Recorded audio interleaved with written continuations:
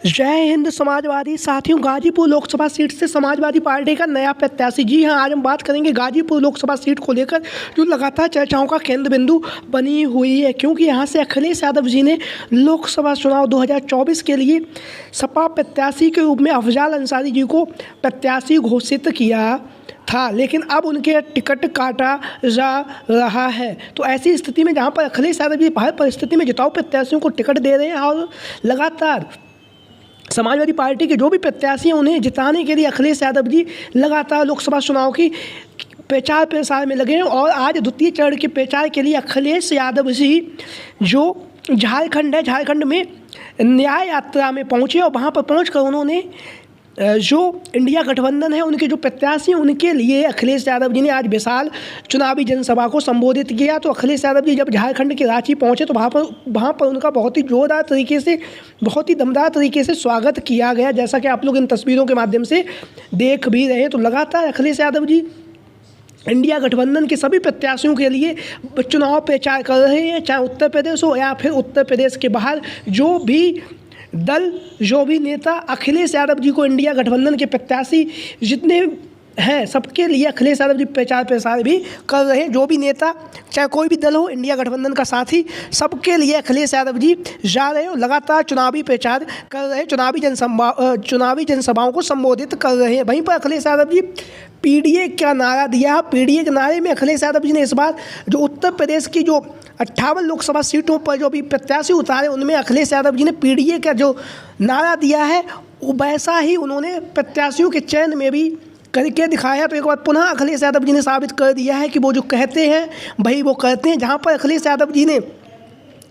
जो लोकसभा प्रत्याशियों की सूची जारी की है उसमें सभी वर्ग के, सभी जातियों के लोगों को भागीदारी दी है। वहीं पर अखिलेश यादव जी के द्वारा पीडीए का जो नारा, यानी कि पिछड़ा, दलित, अल्पसंख्यक समाज के लोगों को अखिलेश यादव जी के द्वारा ज़्यादा भागीदारी दी गई है। तो वहीं पर हम आज बात करेंगे गाजीपुर लोकसभा सीट को लेकर जो लगातार चर्चाओं का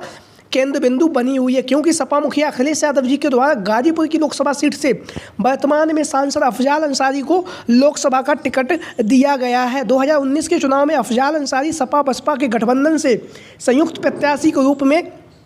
2019 का जो चुनाव था उसमें गाजीपुर की लोकसभा सीट से लड़ भी चुके हैं और वर्तमान समय में वह प्रत्याशी भी हैं। तो वहीं पर सत्य, सेवा और समर्पण के भाव के साथ अफजाल अंसारी प्रत्याशी 75 लोकसभा सीट से लगातार जनसंपर्क कर रहे हैं, लोगों से मिल रहे हैं, लोगों से मिलकर लगातार जनता की समस्याओं को सुन रहे हैं। और जनता की समस्याओं को सुनकर अफजाल अंसारी जी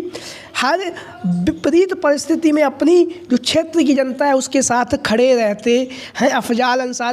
अंसारी का और इनके जो भाई थे मुख्तार अंसारी जी का, उनका दबदबा था गाजीपुर की जो लोकसभा सीट है वहाँ पर और उसके आसपास की जो भी लोकसभा क्षेत्र है वहाँ पर भी इनकी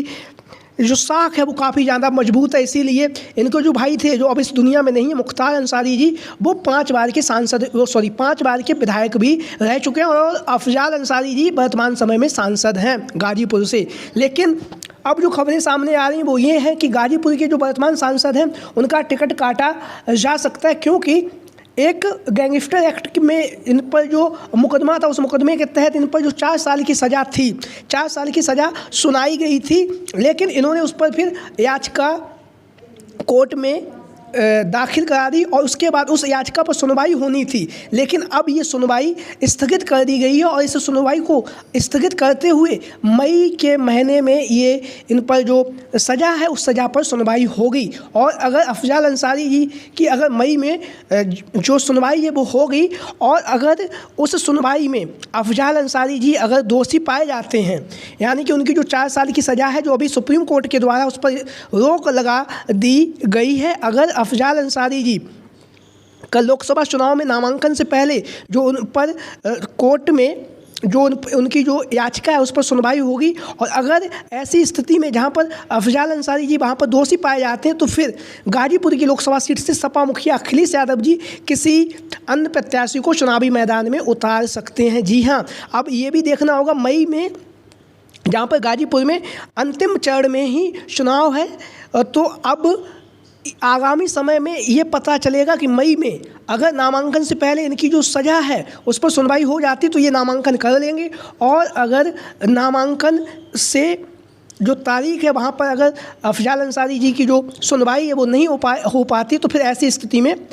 यहाँ से किसी अन्य प्रत्याशी को सपा मुखिया अखिलेश यादव जी चुनाव मैदान में उतार सकते हैं। ये आगामी समय में बहुत ही बड़ी चर्चाओं का बाजार भी गर्म है, बहुत बड़ी बात भी है, क्योंकि गाजीपुर से वर्तमान समय में अफजाल अंसारी सांसद हैं। सांसद होने के साथ ही साथ वह लगातार जनसंपर्क कर रहे हैं, लोगों के बीच में पहुँच रहे हैं और लगातार जो उनके द्वारा जो विकास कार्य किए गए हैं उनको लेकर, और जो सपा मुखिया अखिलेश यादव जी ने जो विकास कार्य किए हैं उसको लेकर लगातार अफजाल अंसारी जी अपने समाज के साथ, अपनी क्षेत्र की जनता के साथ खड़े हुए हैं। और आगामी समय में अगर यहाँ पर जो याचिका दाखिल की गई है वहाँ पर अगर अफजाल अंसारी जी को सज़ा बरकरार होती है, तो फिर ऐसी स्थिति में यहाँ से सपा मुखिया अखिलेश यादव जी किसी अन्य प्रत्याशी के रूप में, जो इनके भाई थे मुख्तार अंसारी जी, जो अब इस दुनिया में नहीं है, दिल का दौरा पड़ने से इनकी मृत्यु हो गई, अभी हाल में ही इनका स्वर्गवास हो गया। ऐसी स्थिति में यहाँ से अखिलेश यादव जी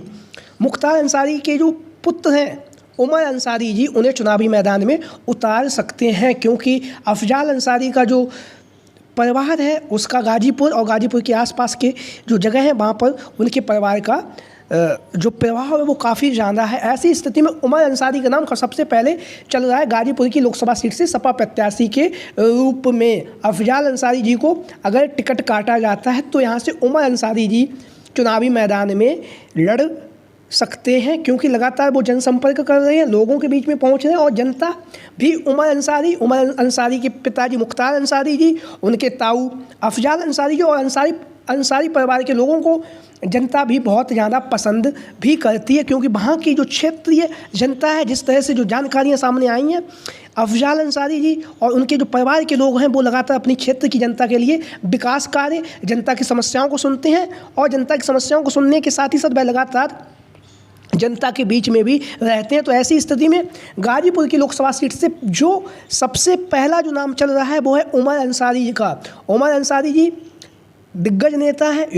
युवा होने के साथ ही साथ ये मुख्तार अंसारी जी के पुत्र भी हैं। वहीं पर इसी सीट से जो दूसरा नाम चल रहा है वो है अफजाल अंसारी के ही परिवार से जो उनकी निकिता अंसारी हैं, उनका नाम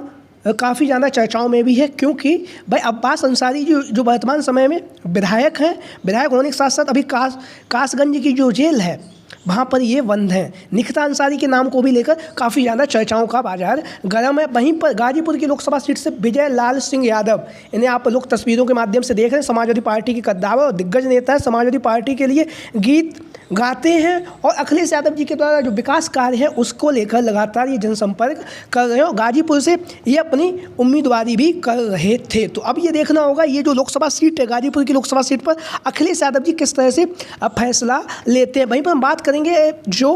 गोरखपुर की लोकसभा सीट है, वहाँ से जो समाजवादी पार्टी की जो प्रत्याशी हैं काजल निषाद जी, जिन्हें हार्ट अटैक की वजह से वह आराम कर रही थी, अस्पताल में भर्ती थी, लेकिन अब वो पूरी तरह से स्वस्थ हो चुकी हैं। स्वस्थ होने के साथ वह लगातार क्षेत्र भ्रमण भी कर रही हैं, जैसा कि आप लोग इन तस्वीरों के माध्यम से देख भी रहे हैं। तो लगातार काजल निषाद जी गोरखपुर की लोकसभा सीट पर, जहाँ से वर्तमान समय में भारतीय जनता पार्टी के जो सांसद रवि किशन को टक्कर देती हुई नजर आ रही हैं, और गोरखपुर की लोकसभा सीट से इस बार काजल निषाद जी बहुत ही दमदार तरीके से लोकसभा चुनाव की तैयारियों में भी जुटी हुई हैं। तो सभी साथी कमेंट बॉक्स में अपनी राय ज़रूर दें कि जो गाजीपुर की लोकसभा सीट है वहाँ से सपा प्रत्याशी के रूप में आप किसको देखना चाहते हैं, अगर अफजाल अंसारी जी की जो सज़ा है वो बरकरार रहती है तो। और उसके साथ ही साथ आप लोग ये भी बताएं जो 2024 का जो चुनाव है, इस चुनाव में इंडिया गठबंधन कितनी लोकसभा सीटें जीतेगा और उत्तर प्रदेश में अखिलेश यादव जी कितनी लोकसभा सीटों जीतने जा रहे हैं। तो सभी साथी कमेंट बॉक्स में अपनी राय जरूर दें। जय हिंद, जय भारत।